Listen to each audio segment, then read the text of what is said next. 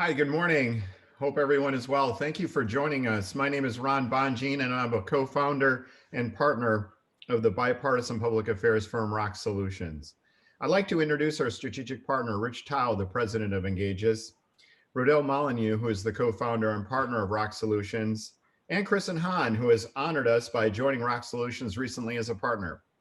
As we get ready for tonight's final debate between President Donald Trump and former Vice President Joe Biden, the stakes couldn't be higher.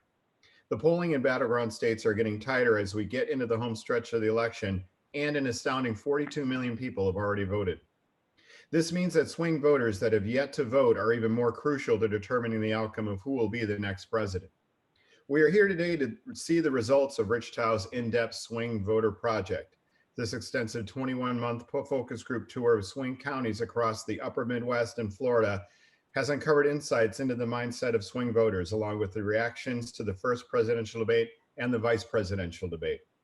There will be time after the presentation for a Q&A, and you may begin to ask questions during the presentation by using the Q&A window at the bottom of your screen.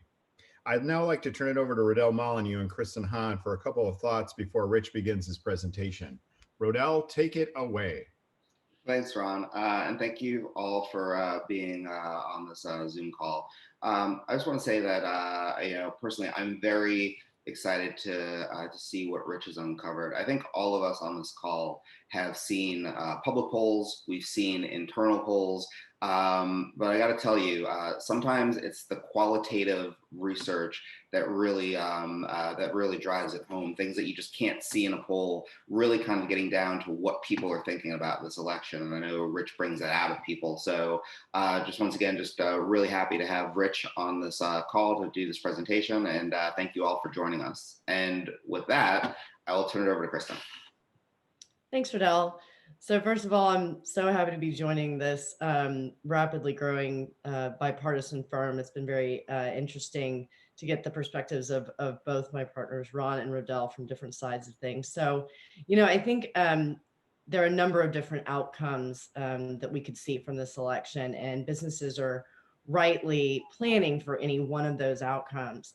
And as communicators, it's really important that, as Rodell mentioned, that we're not just looking at the polls and the quantitative data, but we're really digging in to what's moving voters, and particularly these voters in these swing states who are making the deciding votes for this election. So that's what we brought Rich here for us today. So with that, I will turn over to Rich Thau, the founder of Engagious, to go over this important swing voter project. Thanks, Kristen. It's great to be with all of you today. I'm honored to do it, and I just want to thank you and Ron and Rodell for hosting me today and for the opportunity to share this research. Give me a moment to bring up the presentation. There it is. I hope everybody can see it. Excellent. So let me just dive right in. So today I'm going to talk about the topic of which way will swing voters swing. And some of you might be wondering, well, why did I do this project? Why am I undertaking this research odyssey? Well, there are three reasons why I chose to do this. The first one was back in 2016, I was frustrated that the pollsters polled but didn't consistently listen. I felt as though there was a huge amount of polling, just like there is right now, but a lot of these researchers weren't sitting down and listening to what respondents were saying face to face and hearing what their concerns were, how they saw the world, and why they felt the way they felt. So I wanted to hear from people firsthand what was driving their thinking. The second thing was that I was very concerned and remain concerned that there's such a heated environment in the political world right now that you're going to have a lot of people who are going to be shocked by the outcome of the election. And what I'm trying to do in my own small way here is to minimize the amount of shock. Now, look, half the country is going to be overjoyed by the outcome, half are going to be despondent. We don't know which half is which, but realistically, no one should be shocked. It's like being shocked by the outcome of a flip of a coin. You're not shocked when it comes up heads or comes up tails. This election is likely to be close, and so no one should be shocked no matter which way it goes. And the third was I wanted to be able to display our firm's ability to uncover key insights. So let me tell you where I went and what we focused on. So the project, as you know, is looking at Obama-Trump voters, people who voted Obama in 12, then Trump in 16, and to a much lesser degree, Romney-Clinton voters. People voted Romney in 12 and then Hillary Clinton in 2016. So to find the Obama-Trump voters, who are the main interest for us, we went to these locations. We started in Appleton, Wisconsin, March of last year, and then going down that list on the left, those are cities that we visited in person pre-pandemic. Then the list on the right are the ones that we've been focus grouping virtually via Zoom since April. So it gives you a sense of the dynamic. We've been across the upper Midwest, and we made one trip to Florida back in February. How did we know where to go? Well, a lot of you on this call are political professionals, so this might not come as news to you. But for those of you who might not have seen this map before, this is something that CNBC generated right after the 2016 election. And what you see here is an interactive map. You can actually find it if you do a Google search. Don't do it now, but if you do a Google search for CNBC 2012 versus 2016, this will come up. It's an interactive map, county by county, that shows the results in 2012 versus 2016. And the dark red counties are the ones where there was a pronounced flip from Obama to Trump. The lighter red are a smaller flip from Obama to Trump. So most of the country didn't have huge pronounced shifts one way or the other. But you see concentrated in the upper Midwest, Western Illinois, Eastern and Northeastern Iowa, Southwestern, actually a lot of Wisconsin, different parts of it, upper Minnesota and so forth, parts of Michigan and elsewhere, that there was a huge number of counties that flipped significantly from Obama to Trump. So what we decided to do was we looked at these counties, we saw where there was enough population density for us to be able to pull together a focus group, and that's where we decided to do the focus groups. Let me dive in and tell you what we found. First thing is these folks are wound very tight. Back in June in Erie, I asked how people felt in terms of what the country is going to be like between now and the election. Listen to what they told me. Give me one word to describe what life in America is going to be like between now and the election. Financial crisis. Cautious. Stressful. Yeah, probably stressful. Unbearable. Turmoil. Shit show. Chaotic. Mentally exhausting. So not exactly eager to go through the next several months at that point back in June. And then I asked another question in each focus group as follows. What is the one emotion you have been feeling the most over the past week? Just stress. Sadness. Anxiety. Shocked. Overwhelmed. Sadness. Depression, I guess. Frustration. I would say I'm fearful of the violence that's going on. Anger. So again, not a happy electorate out there. Second thing is, for the most part, most of the people I've been talking to have not been paying close attention to this race. So these swing voters are not like you. If you get your news from these sources, you're not like the people I'm talking to. They're not reading the Wall Street Journal and the Washington Post or getting the news from Politico and Axios and other sources like that. In fact, a lot of them get their news from local news sources. Now, I live outside Philadelphia. If you watch the local news here, it's basically four things: sports, weather, crime, and traffic. There's not a lot of political news. There's not a lot of policy news. In fact, there's basically no policy news. There's a little bit more now right before the election because there's so much going on in Pennsylvania. But for most of this election cycle, you saw virtually none of it. So a lot of the people I talk to in the upper Midwest get their news from local news. They get it also from local websites. Sometimes they're websites of the local TV station. Sometimes they're independent sites. But again, they're not focused on politics and policy. The people I talk to get their news also from cable news. About a third of them get it from cable news in one way or another. A lot of them get their news from Facebook. There's some of them who are a bit older who get their news from the local morning and evening TV news shows like the CBS Evening News or Good Morning America. And some of them also get their news from news aggregators. They'll say, well, I get my news from my phone. I'll say, well, where on your phone do you get it? And they have to sort of stop and think about it. And they'll say, well, I get my news from Google News or Yahoo or Apple or something like that. So the thing I want you to take away from this is that we have to pay a lot of attention to those people who don't pay much attention at all. In late August, right after the conventions, I had a group of 10 Wisconsin voters. You saw some of them in that video I just showed. 6 of those 10 told me they watched none of the Democratic National Convention. 8 of them watched none of the Republican National Convention. Only 1 of the 10 watched more than an hour of either convention combined. So this is not a group of people who are sitting around looking to watch and get lots of political information. They kind of get it episodically. The thing is, though, despite voting, they remain remarkably disengaged from politics. So they tell me they do vote, they take voting seriously, they see it as a civic obligation, but these are not people consuming lots and lots of political information. And just to illustrate that, let me play this clip. To me, those conventions are just a bunch of rhetoric and about tear the other party down. And I don't watch the news or TV. The only thing I have is Netflix or Hulu. And you didn't want to watch it on your phone?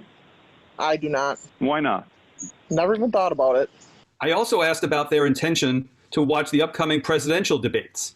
6 said they would, 4 said they would not. For me would be, who was the better actor for the day? I'll see highlights of it. If I really feel the need to, I can always watch it on YouTube. But I don't have time to watch it live. I just don't care. That gives you a sense of what they feel about this whole topic. The third thing is that a lot of them are sticking with President Trump. So one thing that we found, for example, is that in April through August, we asked these respondents, who you plan to vote for? Among the Obama-Trump voters, who were the overwhelming majority of the respondents we interviewed in that period, 29 out of 41 would take Trump. Only 1 out of 5 would take Trump among the Romney-Clinton voters. So the takeaway here, and this has been consistent since then, in September and October when we looked at people we had circled back to who we had interviewed earlier in the project, 18 out of 24 were going to take Trump among Obama-Trump voters in the September and October period that we just did. So consistently throughout the project, 2/3 to 3/4 of the Obama-Trump voters sticking with President Trump. Romney-Clinton voters not going with the president. The president has been generally extremely unsuccessful in winning over those Romney-Clinton voters. And we saw that earlier in the project when we asked the hypothetical, if Trump ran against Obama, who would you vote for? And in that period, it was roughly 2/3 of them would take Trump, 1/3 would take Obama among Obama-Trump voters. And then basically like 2 out of 23 Romney-Clinton voters would go with Trump. The rest of them would go with Obama. So again, interesting dynamic, really plays to the sense that the president has focused on the people he already won over and is able to hold the majority of them, a sizable majority, but not win over the converts, possible converts of Romney-Clinton voters. So I've been trying to understand the hold that the president has on these voters and why they're still sticking with him despite everything going on. And this is what they told me when I asked this question of Wisconsin voters in late August. And this has been consistent throughout the last several months. Some people would say 180,000 people have died because of coronavirus in the United States. We are roughly 5% of the world's population. We have 25% of the world's deaths. Unemployment's at 11%, and there's social unrest all around the country. And there are people who might watch this conversation and wonder, why would you give President Trump another 4 years? It's not all his fault. Like Trump didn't go out and kill however many thousand people have died, 100,000 people have died from coronavirus, right? Like a lot of the issues with coronavirus is because of the cuts from Obama. So I don't think that Trump is bearing all the weight for all of the problems that are going on. I agree. It's not all his fault. How come all the blame is on him? And he gets to make some decisions, but not a lot of them. The Congress has to okay everything he does. So I don't think it's all his fault. That's, again, consistent month over month. Same question asked in different, as the death toll is mounted, I ask about the number of people dead and the state of the economy. And the response is basically, if it's going right, Trump gets the credit. If it's going poorly, it's the Democrats who are to blame. And the flip side of this is not only support for the president, but real significant doubts about Joe Biden. So in July, in Macomb County, the home of Reagan Democrats outside Detroit, I asked what people thought about Biden, and there were 3 major knocks against him at that time, and that has really persisted in the conversation. I don't think that Biden is going to be running our country. Whoever his vice president is going to be running the country. The vice president or whoever, the puppet people are, telling him what to say. He just never has his own ideas. He doesn't have his own ideas. Biden has been in there forever. 50 years in politics and doing all this stuff, and he's never done anything. He's never really done anything that to me stands out, okay? Like I said, he's, to me, the lesser of 2 evils. Is really the only reason I would choose him. There's really nothing about the guy I like, but I'm not happy with the way Trump has handled the pandemic. The man was in office for 36 years as a senator and 8 years as vice president. Name one thing that he achieved. Can any of you name a single achievement from Joe Biden? No, nothing. No, I can't think back. I do see, like Matt said, with the dementia, he can't finish a sentence. It's very disheartening to know that would be the leader of our country in a time where we need someone very strong. Not that I think Trump is the strongest, but of the 2, he is the stronger of the 2. And if that's the 2 I have to choose from, he's the guy. Shelley, I saw that compilation too, and one of the things he said, he didn't even say our country's name right. He said United States America, and I was like, wow, he can't even say our country's name right. So that's the last thing that I saw. That gives you a pretty good sense of what they're taking away from Joe Biden. A number of them picking up things online videos. That's what Taylor and Shelley were referring to, and that's where they're getting some of their news. The 5th thing I'd say, it's about their personal economy. So the key insight here is that many of these respondents think America is worse off than it was 4 years ago, but they personally are better off.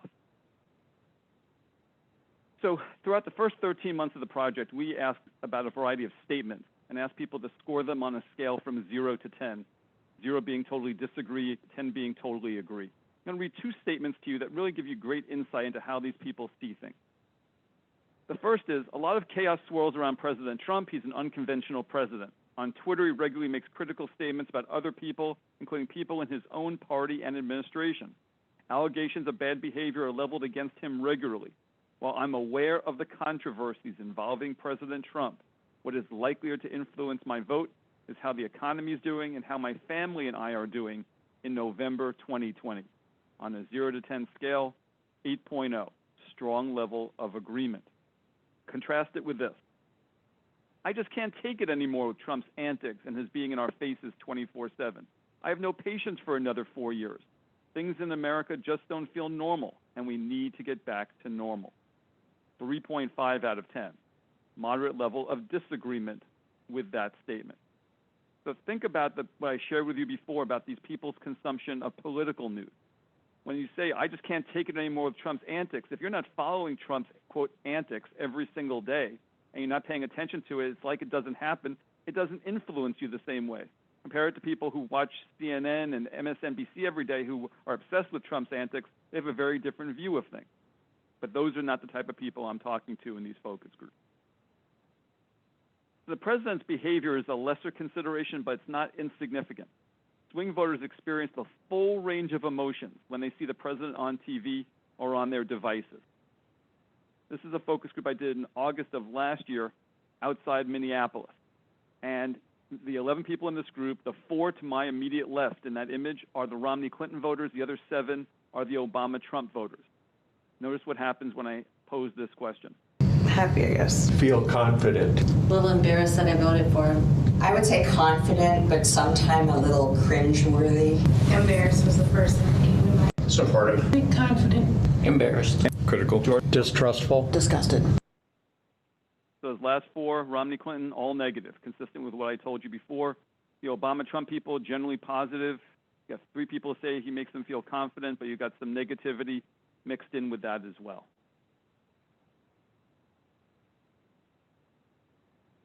But among Obama-Trump voters we interviewed in Ohio in September, these are people that we interviewed far earlier in the project and circled back to hear how they thought about things. We talked to them the night after the presidential debate, and here's how they felt about Trump and his performance the night before.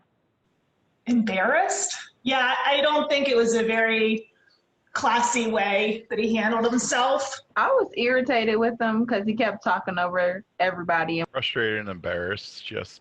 I was embarrassed by the lack of decorum. I was just confused of why Trump was being so aggressive. Disappointment. Annoyed. I was laughing through the whole thing. Embarrassing. Disappointed. So again, generally very, very negative, even among people who intend to vote for him. And of the people I just showed you, there were 11 of them, 9 of those 11 plan to vote for Trump. Excuse me, 7 of those 11 plan to vote for Trump. And then the sixth key finding is that they're not shy about how they feel about people who are different from them. And this takes 2 different directions. The first is more about domestic policy. And the thing I'll tell you is that Biden is struggling with these voters on the race issue. 9 out of the 10 of the Wisconsin people say Biden cares more about those protesting systemic racism than he cares about them. So with a woman of color on the ticket, we wanted to know how swing voters reacted to Senator Harris's messaging on race. What we did was an online dial test. Before the session started, respondents were sent an online survey. Embedded in the survey was a video, actually a couple of videos. There was one that included of Nikki Haley during the Republican convention, and there was one with Senator Harris in the Democratic convention. I'm just going to show you a portion of the Harris video. What respondents did was they used their slider, which is that little red dot at the bottom of the screen, and they moved it back and forth as they watched her presentation on a scale from 0 to 100 in terms of how much they liked or disliked what she was saying in real time. 0 was totally dislike, 100 was totally strongly like. I'm going to play the video for you now and just watch what happens on the right edge of the screen as she's talking. There's a little bit of setup, then you'll hear the actual video itself. In advance of our focus groups, each respondent used a tool called Perception Analyzer Online to give their moment-to-moment feedback on a scale from 0 to 100. Focus on the right edge of the screen. That's where the new information comes in. This virus touches us all. We got to be honest. It is not an equal opportunity offender. Black, Latino, and Indigenous people are suffering and dying disproportionately. And this is not a coincidence.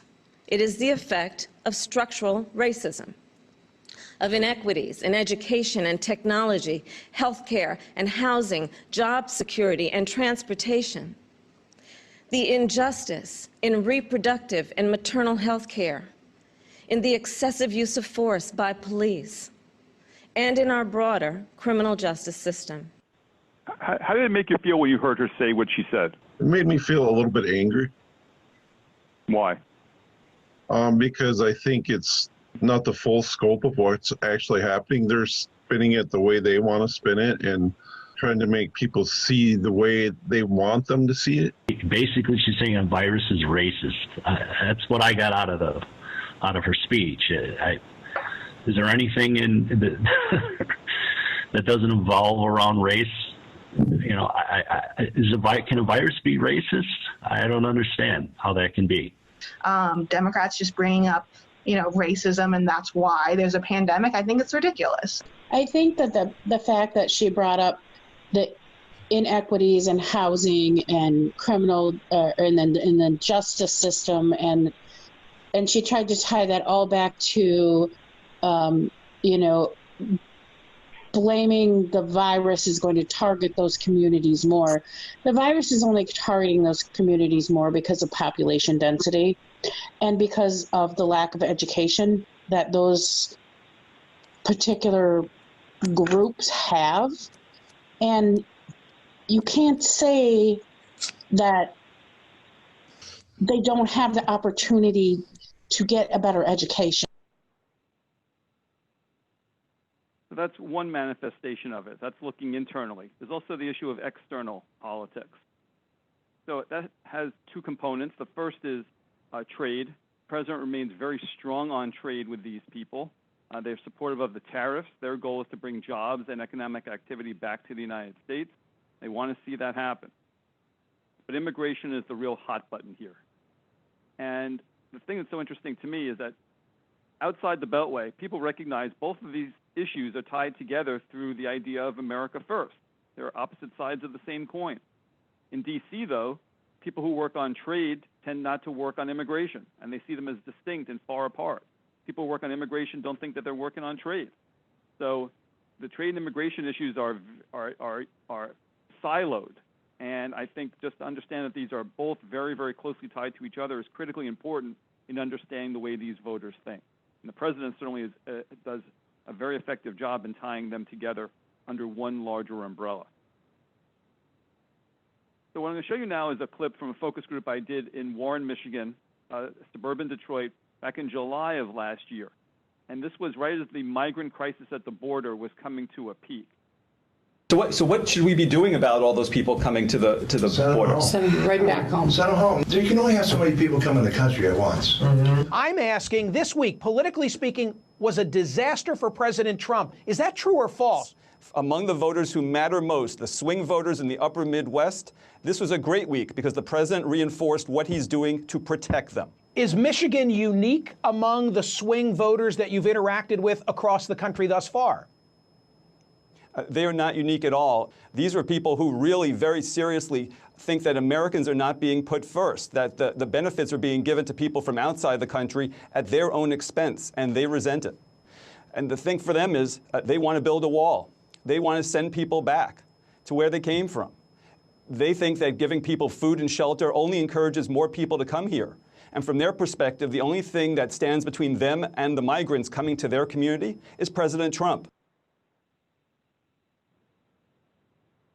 So let me also just pull things together. I'm nearing the end of the presentation with some other things that I uncovered I'm not going to go into in detail, but they're important enough to reference.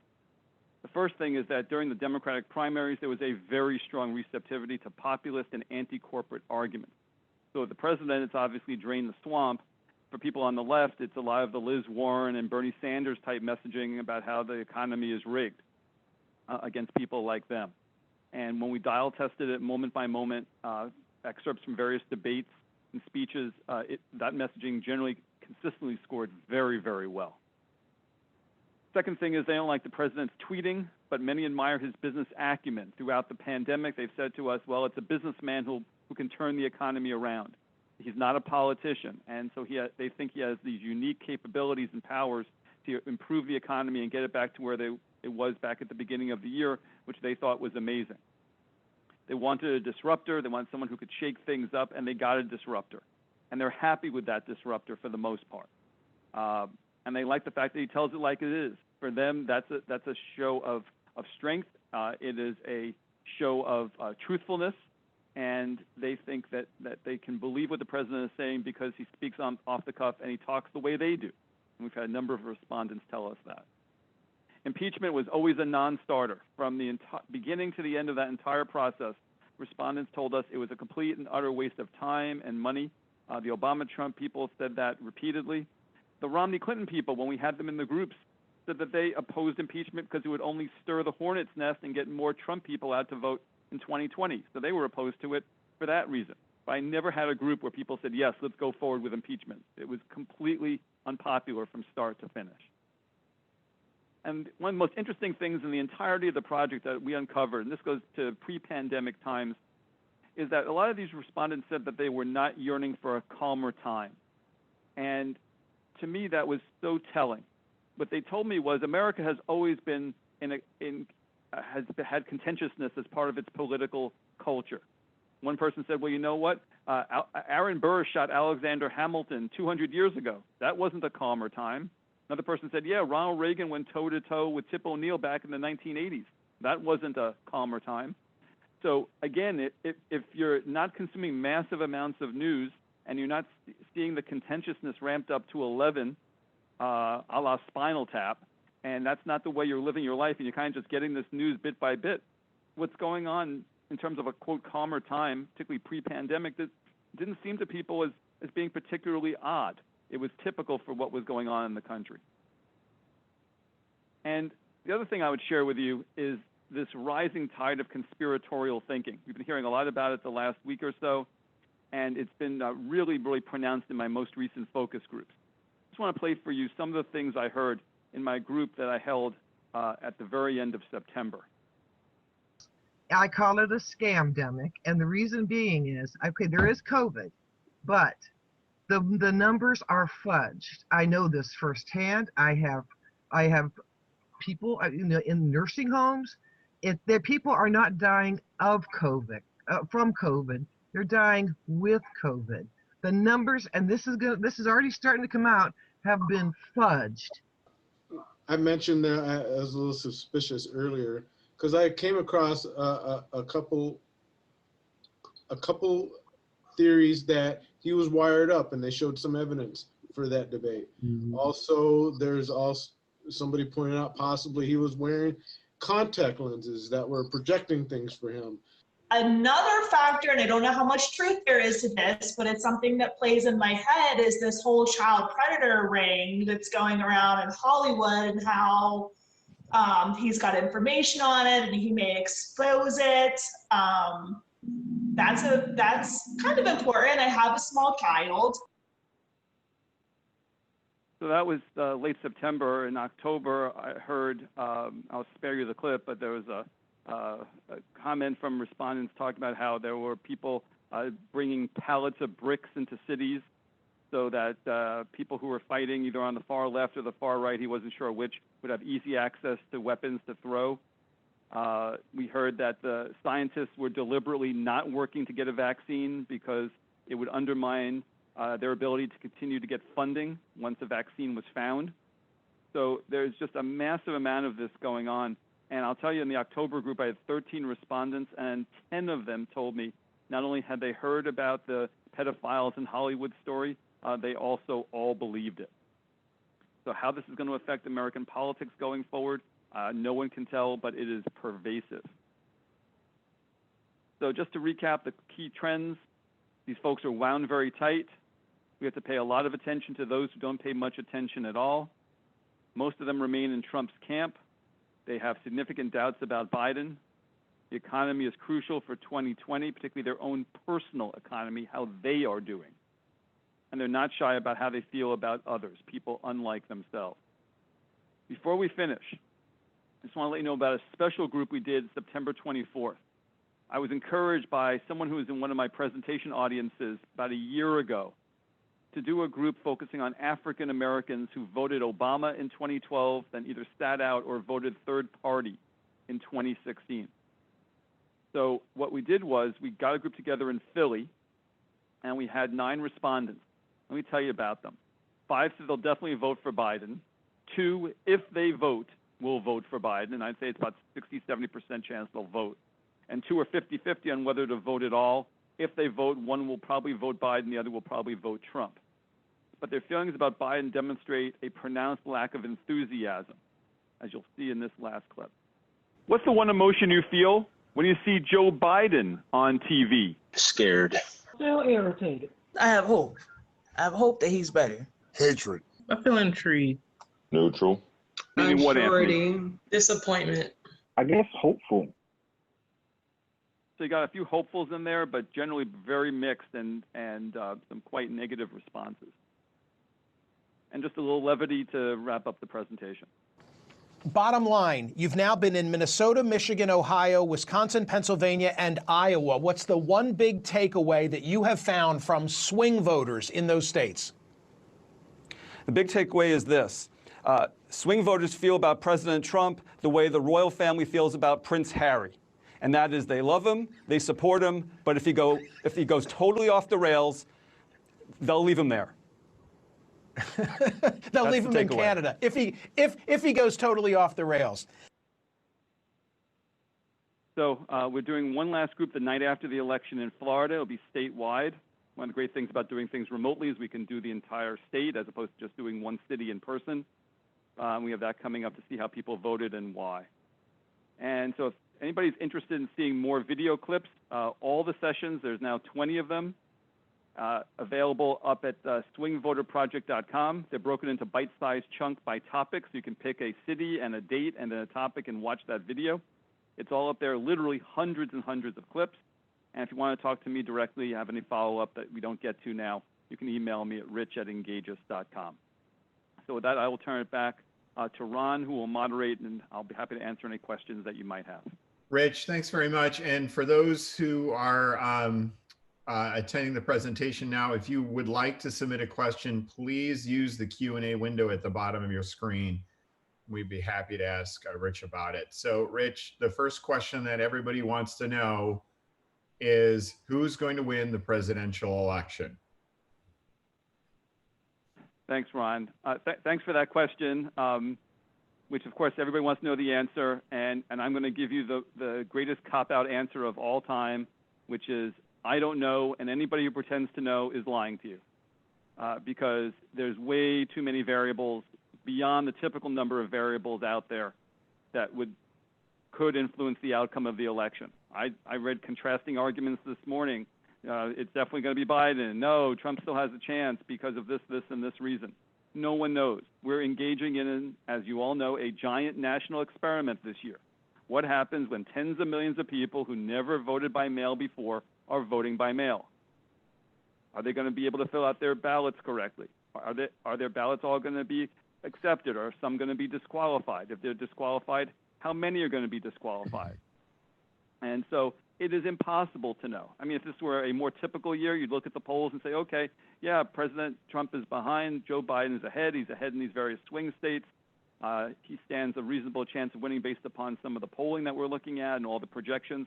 But to me, all bets are off because we're doing this in a giant experiment that no one can foresee the outcome of.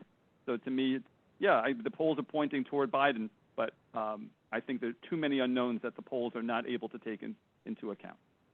Thanks very much. Here's the next question. Can someone extrapolate on where these swing voters may be now that the president's recovering from COVID, rising cases of the disease in the Midwest, and the Hunter Biden laptop issue?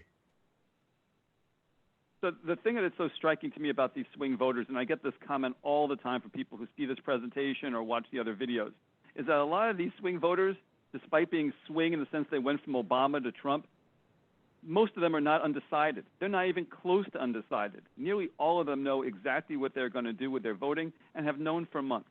I get a smattering of people who are truly wavering back and forth. I had one woman in the most recent focus group after she saw the president in the debate, and she was unhappy. She was really wavering, and she literally could go either way. And she said if the president disavowed white supremacists, she would vote for him. Otherwise, she was voting for Biden. So, but rarely do I come across people who feel that way. Most of these people are locked in. So the Hunter Biden story and the COVID numbers, all of that stuff is basically it doesn't matter. It literally for most of these people, they are already locked in. So I'd say to you, the people I'm talking to, of the last 24 Obama-Trump voters I spoke to, September 30th and October 8th combined, 24 people. 18 of them are going to take Trump. And I think for those 18, nothing would move them. Thanks. Here's the next question. Although many of the swing voters appear wedded to Trump, what issue area, if any, would most likely move them out of his camp?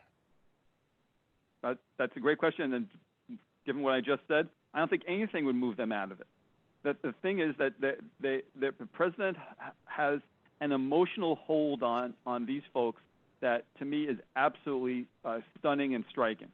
And I think it's critically important to understand this. He's not like your sort of typical politician. To me, the most fascinating question this year is this. January, the president's approval ratings were in the low 40s when the economy was booming. We're now in late October. You've got 220,000 people dead, unemployment way up, social unrest, all kinds of unhappiness across the country. Where are the president's approval numbers? Low 40s. They haven't budged. If you had said to me at the beginning of the year that all these things would happen and the president would still be at 42% approval, or wherever he is, 42, 43% approval, I would have thought you were nuts. So there's something more profound going on here. You know, Nixon and Watergate was down in the 20s. George W. Bush during the worst moments of the Iraq War was down in the 20s. Chris Christie, as the governor of New Jersey, after Bridgegate and after taking a vacation with his family in a closed beach, he was down in the teens in terms of his approval. And politicians can sink really low in the polls.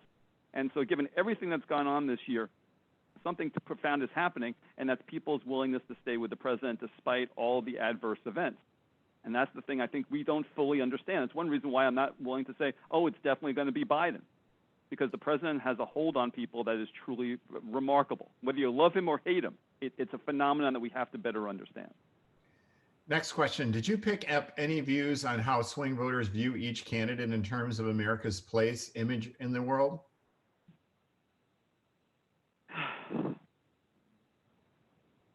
You know, foreign policy concerns and America's place in the world really generally took a backseat during the course of this project. So one thing that's a great question, because it's something I'm not usually asked. Let me share just a little bit of insight. There are certain issues that matter when they happen, and then as soon as they're passed, they recede to the background. So if you think about school shootings, for example, we had some shootings in the summer of 2019 around the time I did my focus groups. They got a lot of attention at the moment. People said that was a top issue for them. And then when I asked about the next month, people didn't reference it again. And foreign policy often fits into that same sphere.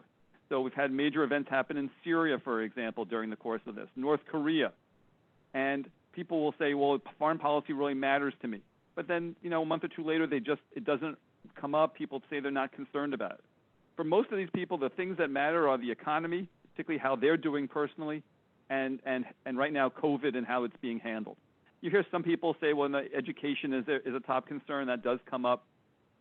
Every once in a while, you get people saying like pot legalization is their top issue.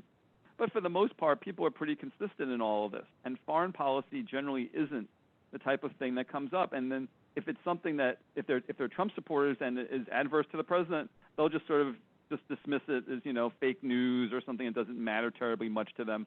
Again, it's just a willingness to cut the president a massive amount of slack that no other president would be able to enjoy.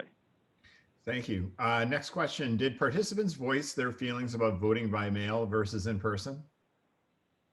Yeah, I've been asking about voting by mail versus voting in person. And there's sizable chunks who fit into both of those categories. I'd say there are some people who want to vote by mail because it's convenient for them. There are other people for whom they don't necessarily trust it. One thing I have asked, and this has been very interesting, is that a number of respondents have told me over the last few months that they have noticed a perceptible slowing of their mail delivery at home. And most of them are chalk it up to the pandemic and issues in the postal service having to do with postmen being sick and so forth. But when I've raised the idea that maybe the president or the administration is somehow trying to deliberately slow the mail, they think that's preposterous, and they completely dismiss it. They think it just sounds conspiratorial and nuts. So that's the feedback I've gotten. Got it. Next question. How have perceptions of Biden evolved over time? I don't mean to laugh, but the perceptions have shifted from we don't know much about him, and we can't tell you what he's done. We don't remember him terribly well as vice president, to all this sort of very negative stuff that you'll hear about, which I played in those video clips. But you won't be in charge. He'll just be a puppet of other people in the administration. I heard in the most recent group, I don't have the clip handy, but basically that if he becomes president, he won't be in there very long. The doctors will declare that he's mentally unfit, and then Kamala Harris will be the president.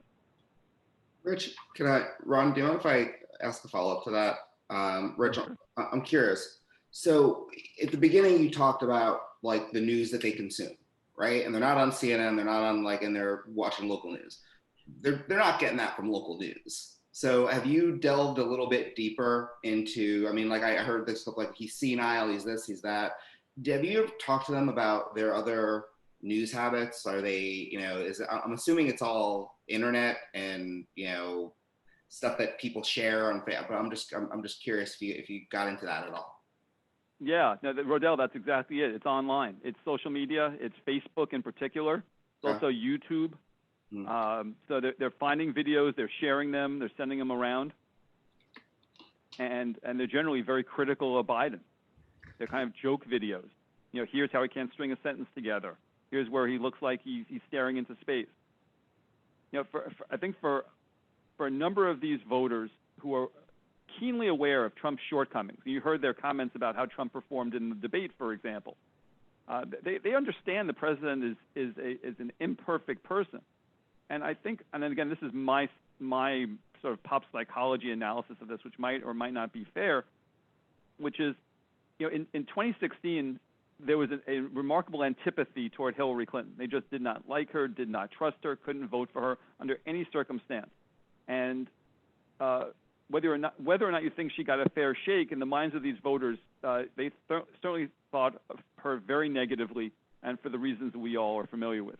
I think in this election, they look at Joe Biden, they don't hate him the same way. So trying to figure out reasons not to support him, either subconsciously or somewhat consciously, is part of the exercise. So when you see that he looks, quote, senile or has, quote, dementia, it's another way of justifying a vote for the president. And so for them, I wouldn't say necessarily they're struggling to decide who to vote for, but I think being reassured that Biden just cannot do the job is part of the way they justify their vote for Trump. Question here, in terms of what are you seeing on the state level for the Senate races? Have they come up at all? Have you have any observations regarding those versus the presidential election? So in this work, I've spent very little time looking at Senate races, just because I've had so many things to look at on the presidential level. A couple of times, people have asked me, can you look and ask about this race? Is there going to be some sort of crossover voting where they'll vote for Trump and vote for the Democrat for Senate in that state? And I try to tease out whether there's any strategic voting that might be going on. And I got to tell you, every time I ask a question about some sort of strategic voting or whether people would vote for Trump and vote for a Democrat for the Senate to counterbalance Trump, the respondents in the group give me a look like I've got 4 heads on my shoulders, like I'm nuts, because they just don't see this as something that they would ever do. They basically, the response is, I look at the person who's running, I decide whether I like him or her better than the opponent, and I make a decision. I'm not trying to strategically vote to put Trump back in and then counterbalance him with something. That really strikes people as an odd thing to do, and way over sort of their normal way of looking at the process of voting. It's just not something that's in their realm of thinking. Last question here. How are respondents selected in the focus group? So what we're seeing out there is in the quantitative polling is, Biden's been leading nationally. And of course, it's tighter in these battleground states. And then we have the focus groups that have, it feels like, much more of a different take.